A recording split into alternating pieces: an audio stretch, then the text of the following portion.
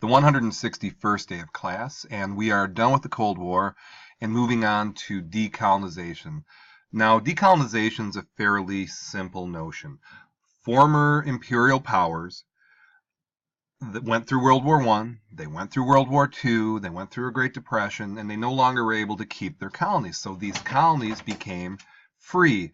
And if you recall, during the Cold War, the superpower Russia was trying to get them onto the side of communism, and America was trying to get these new nations onto the side of democracy and capitalism. And there were many countries that went through this. Now, we're going to use India as a case study as an example. But before we get into the decolonization of India, I want us to take a step back from earlier in the class when I hope you learned about India. Now, India has a 3,500-year history and was only conquered once. Not even Alexander the Great was able to do it. But in the 1760s, the English showed up and started getting their grips into the Indian subcontinent. And the East India Company, which is like Walmart, Exxon, GM, all Apple wrapped into one, this incredibly powerful, wealthy company made Indians become troops, and they were called sepoys. So let's backpedal. The English showed up, took over, made the soldiers, or the Indians become soldiers, and it gets worse. If you recall the Sepoy Rebellion, where they encased the cartridges in either cow's fat or pig's fat. Now, the soldiers at the time were either Hindu or Muslim. So if you're a Hindu, you can't put cow fat into your mouth. If you're a Muslim, you can't put pig fat into your mouth. So they've taken you over, made you be a soldier. Now they've offended your religious traditions. Oh, it gets worse. World War I rolls around, and the English made 1.2 million Indians fight for the English. And you can see these pictures. You can see them wounded and suffering. There's Indians fighting in the trenches. Here's a memorial at Port Arthur because so many Indians gave their lives in defense during World War I.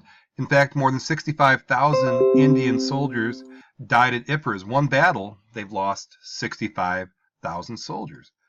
And I think this picture says it all. Here they are in the trenches.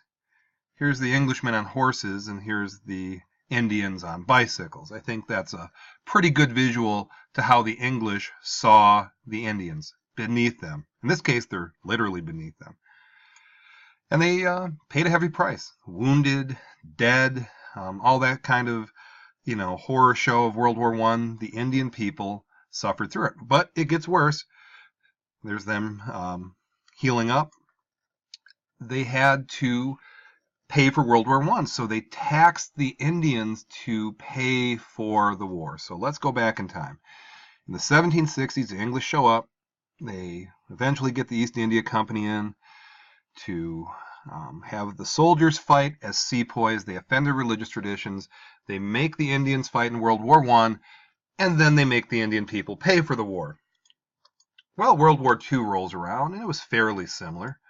Except this time they doubled it. 2.5 million Indians served in World War II.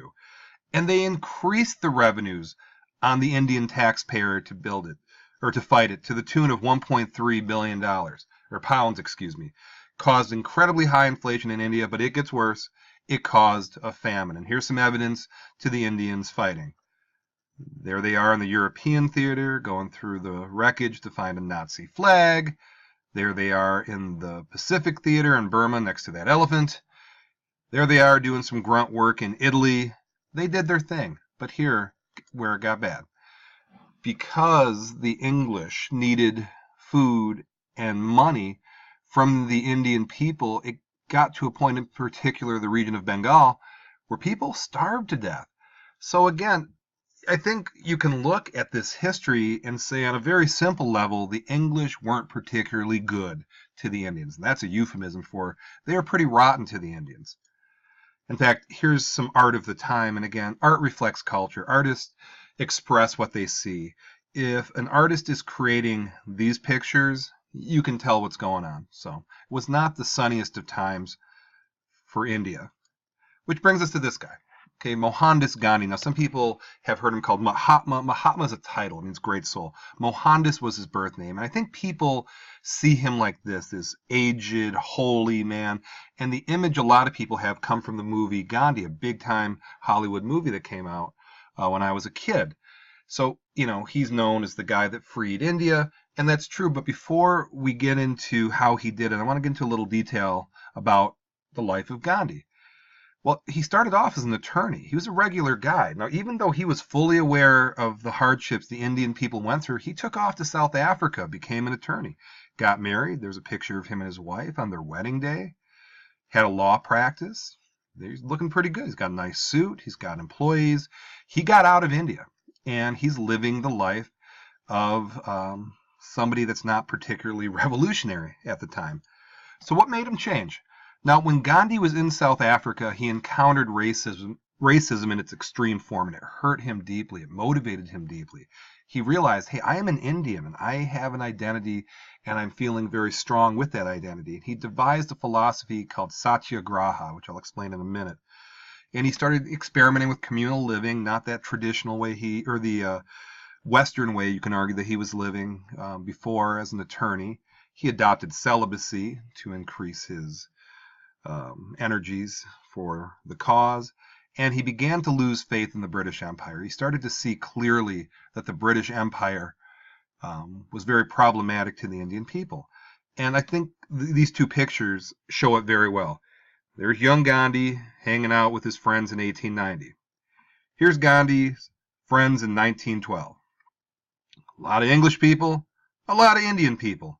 So I think you see this identity change from trying to fit into the English world to embracing his Indian culture and heritage.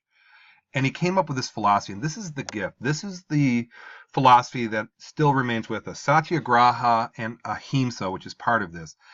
And if you break it down, Satya means truth, and Agraha means struggle. Life is a struggle, but we try to seek truth within this struggle. And there's 4 basic principles. Number 1, you carefully get your facts together before you go into your negotiation or your interactions. Number 2, you publicly state your goals. Don't be duplicitous. State your goals to what you want. You work for a mutually agreed settlement. So I'm going to give you an application how it works. A student is doing poorly in school. Before I go up to them and say, hey, you're doing lousy in school, I might want to check with their other teachers. I might want to check their records. I might want to check their permanent records and get some facts so I can give them cold, hard facts. Here's where you are with school. Publicly state the objectives. I've told your coach. I've told your mother. I've told everybody. I want you to pass all of your classes by the end of the year. I'm telling you this. I'm telling everybody this. I'm being very open and transparent with my objectives. And I'm going to work for an agreement we both can live with. I'm not going to talk down to you. I'm not going to condescend you. I want to work with you to come up with something. If that doesn't work, you launch agitation. Now, earlier in class, I gave you 198 tools to launch agitation. There's lots of different ways at lots of different scales. And you do that to convince the opponent of the rightness of the cause. Now, in this case, to convince my student that doing well in school is a correct thing to do. But always, always, always ahimsa, nonviolence. You can be prepared to die for a cause, but you will not kill under any circumstances. This is the philosophy of Gandhi. Now, this article here shows all the people that were influenced by the Satyagraha philosophy. And this includes Martin Luther King, Albert Einstein, President Obama, the Dalai Lama. So even though Gandhi is long dead, his philosophy lives on and his influence lives on. Now, Gandhi reached his end in 1948.